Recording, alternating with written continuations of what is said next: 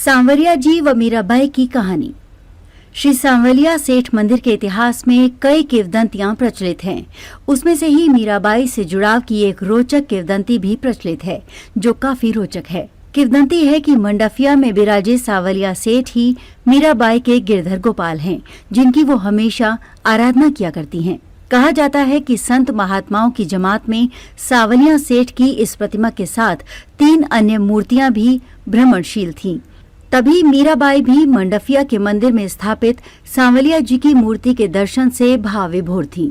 बताते हैं कि दयाराम नामक संत की जमात में ये सारी मूर्तियां थीं। कहा जाता है कि एक बार जब औरंगजेब की मुगल सेना मंदिर को तोड़ रही थी, मेवाड़ राज्य में पहुंचने पर मुगल सैनिकों को इन मूर्तियों के बारे में पता लगा।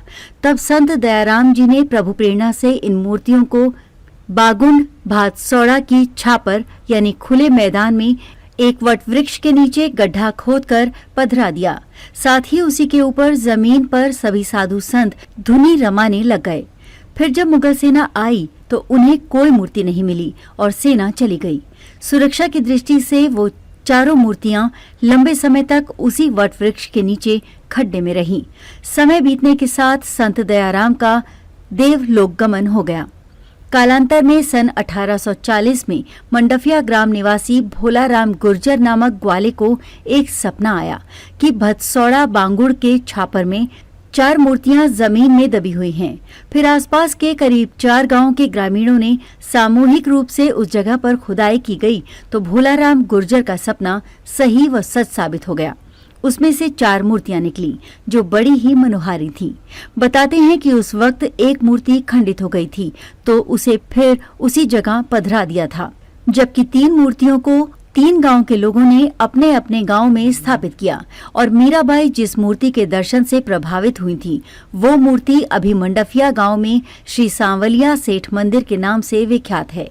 बताते हैं कि फिर सर्वसम्मति से 4 में से सबसे बड़ी मूर्ति को भतसौड़ा गांव में प्रतिस्थापित किया, जबकि भतसौड़ा में प्रसिद्ध गृहस्थ संत पुराजी भगत रहते थे। उनके निर्देशन में उदयपुर मेवाड़ राज परिवार के भिंडर भी ठिकाने की ओर से सांवलिया जी का मंदिर बनवाया गया।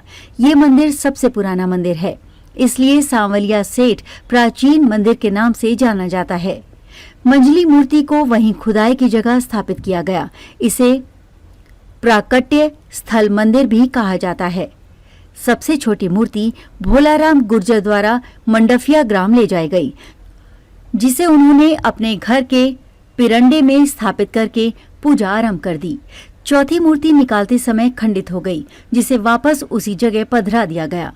कालांतर में सभी जगह भव्य मंदिर बनते गए। तीनों मंदिरों की ख्याति भी दूर दूर तक फैली। आज भी दूर दूर से लाखों यात्री प्रतिवर्ष श्री सांवलिया सेठ के दर्शन करने आते हैं।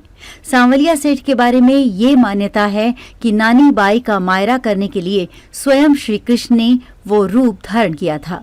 व्यापार जगत में उनकी ख्याति इतनी है कि लोग अपने व्यापार को बढ़ाने के लिए उन्हें अपना बिजनेस पार्टनर बनाते हैं।